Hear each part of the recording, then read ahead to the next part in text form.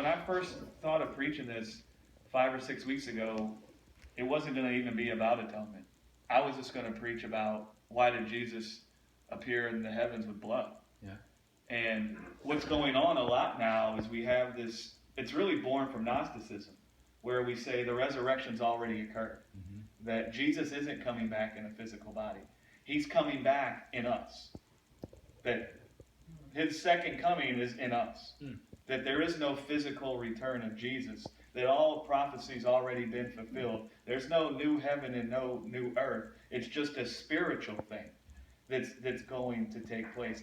And that's what the Gnostics believed.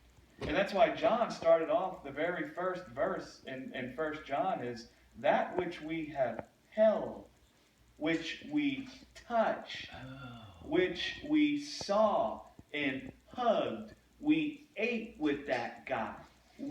Thomas put his hand in his side. He wasn't Casper the Ghost. He had a physical body. You see, and what we want to do is we either want to make the physical everything or we want to make the spiritual everything. Right. And we want to make the ending of one or the other. Right. God never designed this dualistic kind of thing. He designed for the spiritual and the physical to meet together as one. Mm-hmm. And so we need to see the value of death being conquered in a physical body. Not just some spiritual thing that happened. The spiritual thing that happened is that the truth is of spirit. It's the spirit of truth.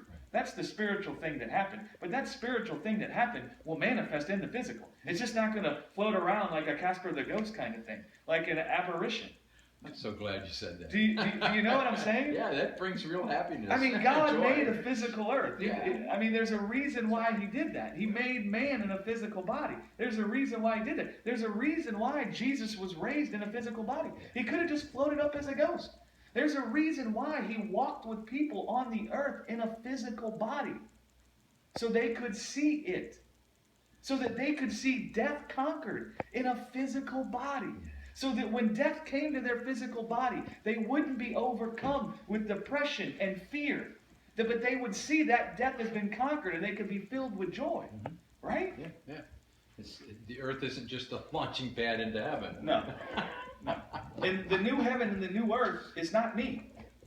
No. The new heaven and new earth is heaven and earth coming together as one. Yeah. Right. Just like it said in Revelation. The right. scriptures in Revelation 21. That's exactly. Well, I mean, you'd be shocked how many people believe the whole New Testament already came to pass. Everything. You'd be shocked. I would be. You'd be shocked how many people believe that. And listen, that doesn't mean there's something wrong with them or they're less. Where everybody has to walk through their own thing. The things I believed 10 years ago, I'm shocked I believe them too. You know? And if the new Greg could go back in time and talk to the old Greg, he might smack him and say, how can you believe that stuff, dude? You know? So it's not to despise where anybody's at. The reason we talk about it is because the power unto salvation from the tribulation in this world is found in the confident expectation of the resurrection of the dead. Yes. And so if we now go and tear that down, then our faith will be made shipwrecked. Hmm? Well, what will our faith be in? Yeah. My ability to manifest Christ?